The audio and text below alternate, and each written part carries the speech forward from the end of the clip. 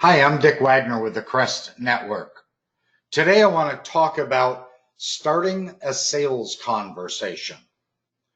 When you're starting a sales conversation, the goal is to set yourself apart and have your client or your prospect perceive you as or believe you are an expert in whatever field you're representing.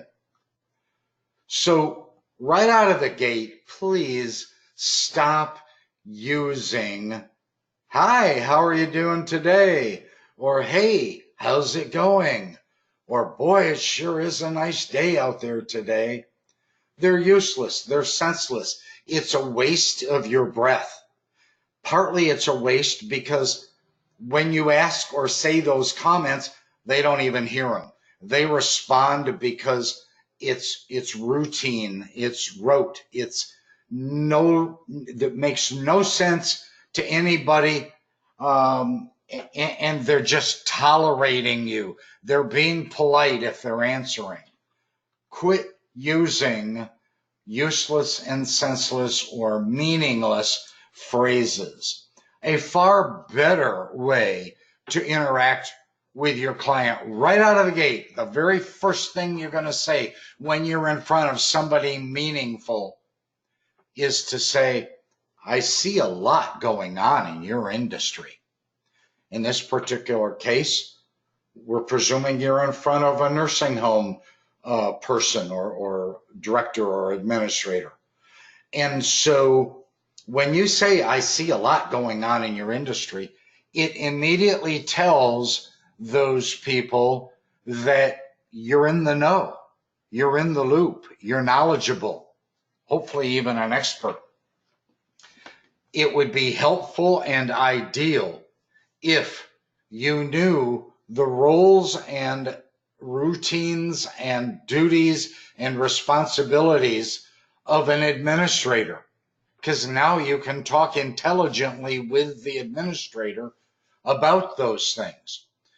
Same thing applies to a director of operations or the director of nursing.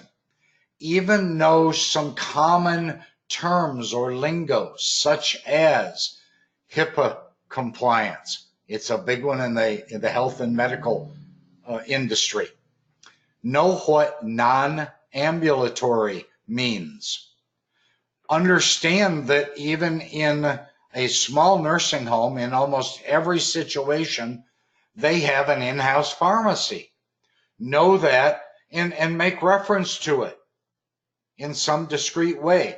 It tells them that you're an expert. It tells them you're an insider.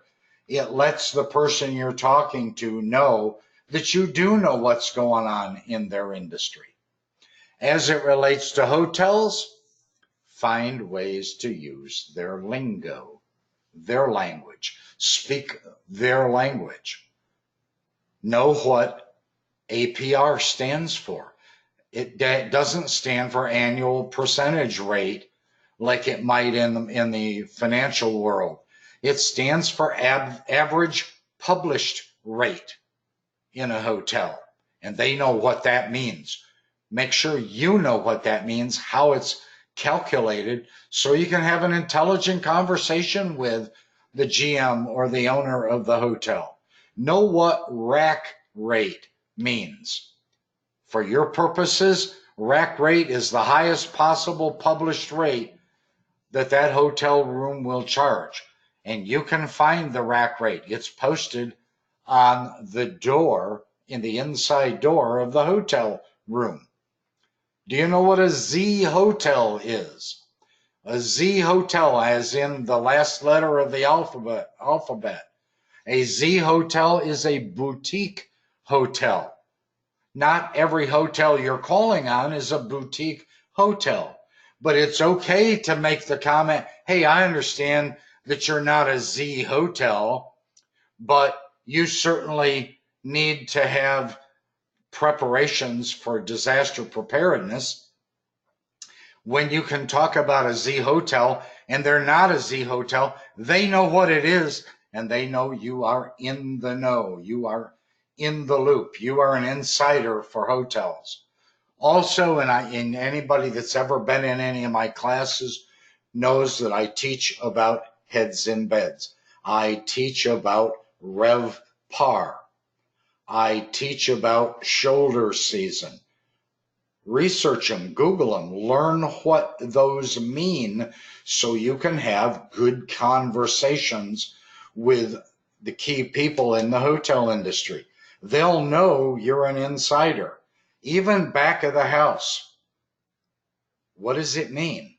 Well, for your purposes, and you can Google this as well, it means somebody in maintenance or somebody in engineering, or even often the kitchen staff in cooking if there's a restaurant. It can even mean the accounting people. It's typically, back of the house is typically those people that don't every day come in exposure to or interact with the guests that are staying in the hotel. But when you know those terms and you can interact and talk intelligently about them, you're perceived as an expert or an insider in the hotel world. The fact of the matter is, lots of hotels have struggled with lost revenue after a disaster. It matters to them.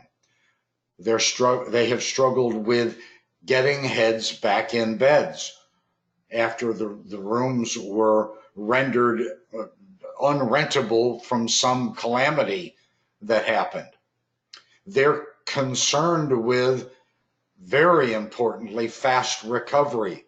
It matters to them how they recover from a remodeling disaster.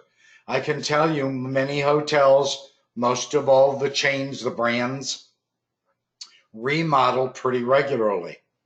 And if you don't know this, every time they remodel, you can almost count on a disaster happening.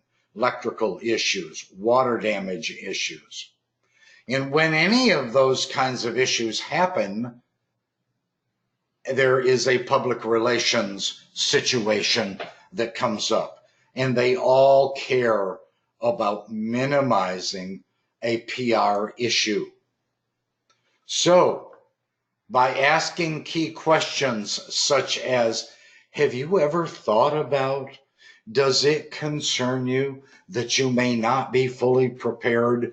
Or if 15 or 20 rooms are flooded, can your maintenance person handle that quickly and get those heads back in beds or those rooms back online to be rented? Do your best to paint a picture of what that disaster might look like. I'm going to give you the off-the-cuff example.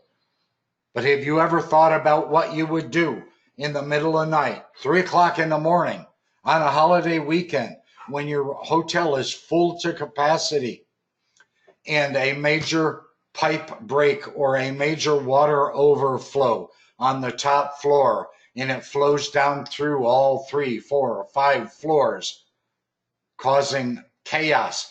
Guests coming out of the elevator into the lobby saying, oh my gosh, what do I do? My suitcase is full of water. My bed is soaked. The carpet is squishy. The water might even be pouring out of the chandelier in the lobby.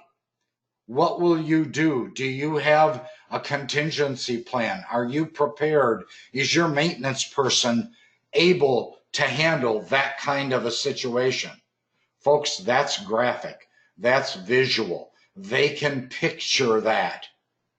And if you have a solution such as, you can call us at 3 in the morning and we'll be here fast to help you get those heads back in beds. Suddenly, you are the lifesaver.